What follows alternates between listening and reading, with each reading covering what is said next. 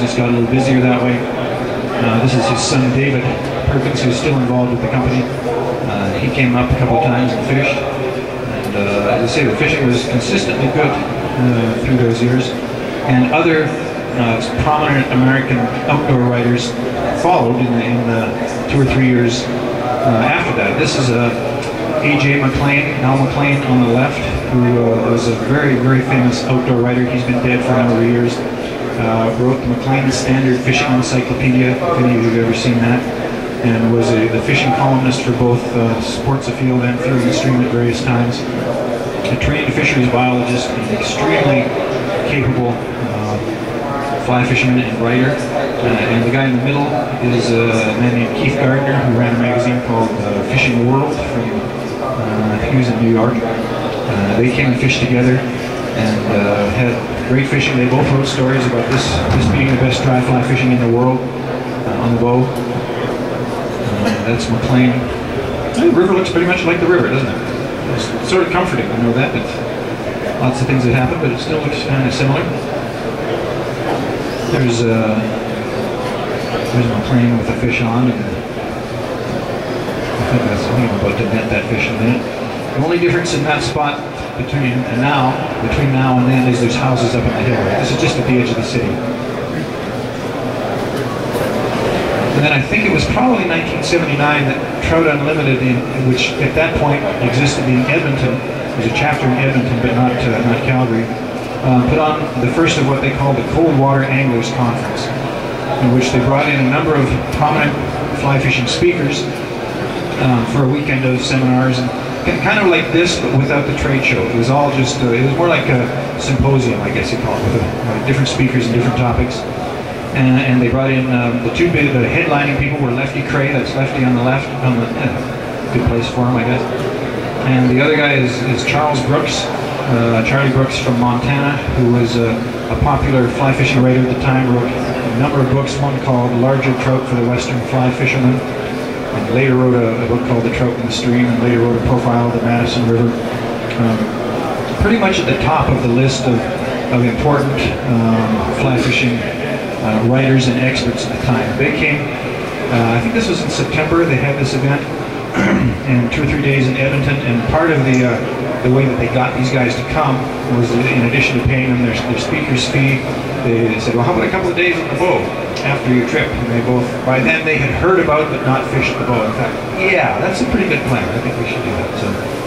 So they stayed and fished, and there's Lefty. That's a little fish, but both Lefty Cray and Charlie Brooks had very good fishing on the Bow. It was consistent in those days, and so more, I guess more of information is now leaking out into the U.S. about the fishing on the Bow just across the border in Canada. This is a lunch break one day.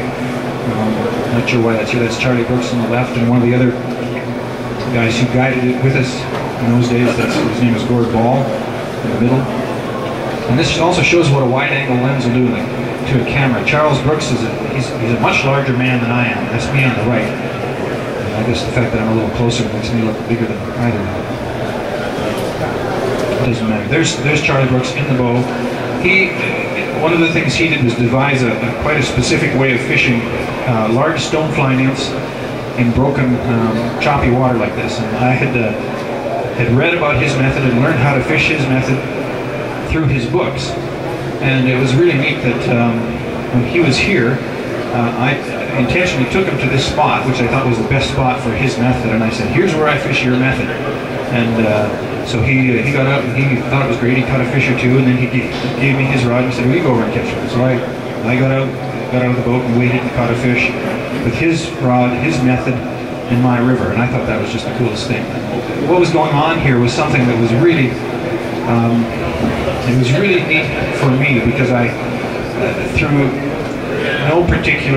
nothing other than just sort of being in the right place at the right time, I was sort of one by one getting to fish with all my fly fishing heroes. The way that you got your information in those days was from the magazines and from the books. And these are the guys that were writing the magazines and the books. There was no internet, there was no videos, there was no DVDs. It was all, the printed word was how you learned about this stuff. And in one weekend I fished with Lefty Cray and Charlie Brooks. And that same summer earlier I fished with A.J. McLennan and Keith Gardner. And sort of one by one, these guys all wanted to come and fish the Bow. They didn't care about who they were going to fish it with. They just wanted to see the river, and most of the time it turned out to be me that got to show them the river. So I was the benefactor of just the way the circumstances fell into place. That's one of Charlie's books, the fishing book. The other presenters was Bob Scammell from Red Deer. Some of you are sure familiar with Bob. He writes an outdoor column in the Red Deer newspaper, and he's written lots of magazine pieces. The final day, I think Lefty had to leave a day early, so Charlie Brooks and Bob and I floated and had another good day of a very good dry fly fishing. So another shot. Just down below placements a little bit. Doesn't look any different today. I guess the trees must be bigger, I suppose. And I've got this shot here because in 1982, this man and another guy and I started Country Pleasures, which was the first fly shop in Calgary. This is my partner at Country Pleasures, Neil Jennings. And at that point, we bought the guiding business from Russ Thornberry, which by then had been called the Bow River Company, and we bought it and ran it through the store for a few years. And then actually the Bow River Company has had a number of owners, one of whom was Ross Purnell. And this is an interesting story because Ross Purnell guided on the Bow, eventually bought the Bow River Company and ran it up here, and is now and has been for a number of years the editor of Fly Fisherman magazine, the biggest American magazine in fly fishing. He's from Calgary. He grew up learning to fish on the Bow. Now he lives in Harrisburg, Pennsylvania, and is the big cheese at the big magazine.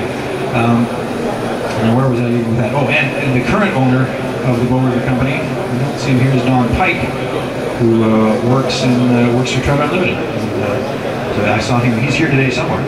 So this that name at least is carried on. There's been several owners, still active today.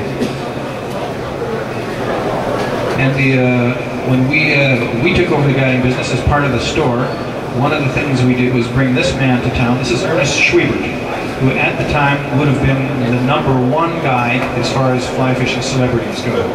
He was a guy, fly fisherman from New Jersey, who'd written a number of books. One of them was simply called Trout. I don't know if you've ever seen that. It's a huge 2-volume book, about 1,500 pages, called Trout. This is the guy that wrote that and illustrated it. And he was basically a genius at whatever he did. He came up and we had him speak. He gave a talk. I forget what the talk was about. And the same usual deal. Well, while you're here, we can probably take you fishing on the Bow. By then, he had heard about the river, but hadn't fished it. So the answer to that sort of little teaser was always, okay. So Schwiebert was here. There he is with Linda. He was here in October and did not have particularly good fishing. He was here very late in the year. Things had kind of quieted down through the year. Oh, there's Trout. There's his book.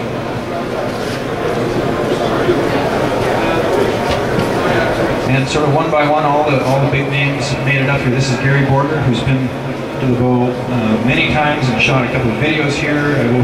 He and his son Jason have done that, and I hear rumors.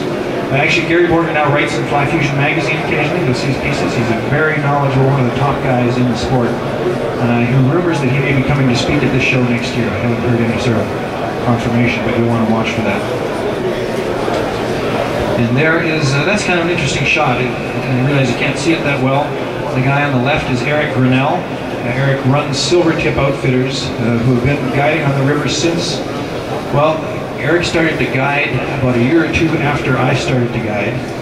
So that makes it like I think maybe he started about 1980, and is still on the river. And he has he basically runs his operation below Carsland. He has a permanent tent camp set up all summer long down below Carsland and does his work down there. The guy on the right, some of us might recognize that he was a very famous American sportscaster named Kurt Gowdy. Does that name ring a bell with anybody? Something like that. He was a big college football guy and one of the top American sportscasters, who was actually from Wyoming and was a hardcore fly fisherman. He would come up every now and again just to fish the Bow. I don't think he wrote any stories about it. He just wanted to come and fish, and he did. And so that's Eric netting a fish for Kurt Gowdy on the Bow back probably about 1980 83 or something like that. That's Dave Engerbretson, who was a long-time Western editor of Fly Fisherman magazine. He brought his son up somewhere in the early, mid-80s, wrote a story for the magazine about it. Had very good fishing. Raved about the river. That's a man named Gerald Almy, who came up and wrote a story about the river for Sports Afield, probably about the mid-80s or something like that. And there's Doug Swisher, who did a number of videos and has written a number of books. And he used to come up, we brought him up through the shop a few times to do some seminars and clinics and fly fishing schools, and then he would also come up just to fish. Because he liked the river so much. And he's headquartered in Hamilton, Montana. He runs his summer business, guiding business in Montana. And when he wanted someplace to go fish, he'd come up here. And again, that sort of tells us a little bit about the quality of what we've got here. And one of the